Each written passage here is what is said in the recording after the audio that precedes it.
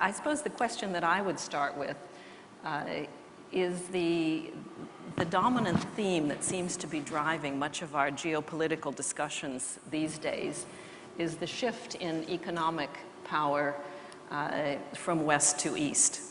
I think most of us felt this was a natural and indeed a positive shift as countries became richer, provided it was gradual and didn't upset too many of us in the process.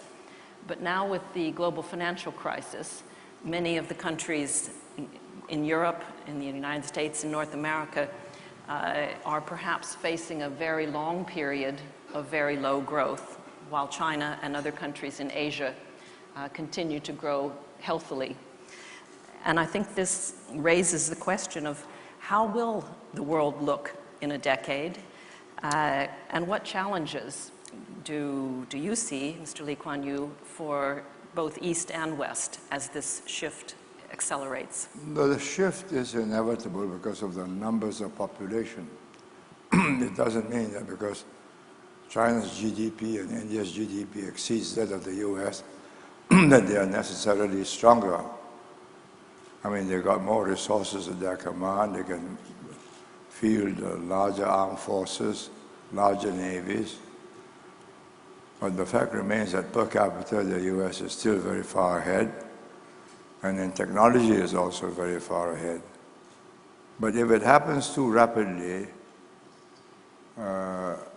Chinese may make a miscalculation. They may become more assertive and pushy, which will be contrary to their long-term interest, which is to win over the countries, the smaller countries in the south, onto their side.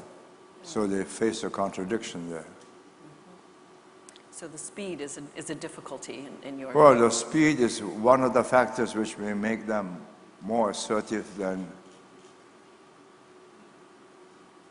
it would otherwise be, because the trend, the long-term trend is inevitable.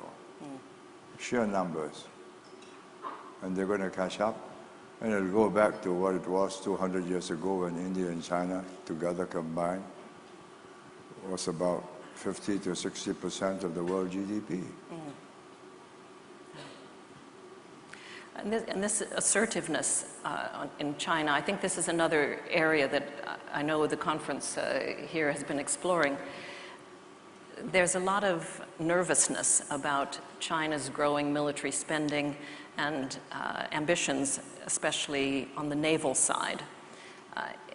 If it's the case that American presence in the Pacific gets scaled down because of the US budgetary problems and also because of the political dissatisfaction with the Iraq and the Afghanistan involvement, if the US gradually scales down its presence in the Pacific, do you see this creating difficulties for Japan, South Korea, the other non-Chinese countries in this area?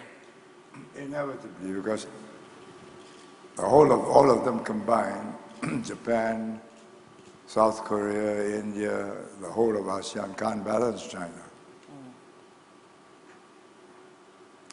Without the US, the balance is not maintainable. Will there be an arms race in Asia then? Well, an arms race in which the smaller countries must lose. So it would all depend on China's aggression or lack of it, if we come to that. Well, I'm not sure it's aggression as such as dominance more than aggression. Sun Tzu says, the art of war is to win it without going to war. Yes. And maybe that's what is happening with Taiwan in this long era. Inevitably. How do you see that playing out? Can you foresee the situation there? I don't want to sound apocalyptic, but I don't see Taiwan being able to resist the pull of the mainland with or without American help. There will come a time when the 7th Fleet cannot intervene because of Chinese aircraft carriers, And China has always considered Taiwan a part of China. And they want China to be reunified. The fact that Taiwan was independent from 1989 till the present doesn't make any difference in the long history of China. Yes, I'm reminded of Henry Kissinger's book that I know I've only recently read, and I know you know him very well, when he was relating the history of discussions about Taiwan with Mao, with Zhou Enlai, with a series of leaders. The view from the Chinese side was, we can wait, but eventually we'll be reunited. Oh yes, of course. It is a fixed and immovable objective. Gives us all pause for thought.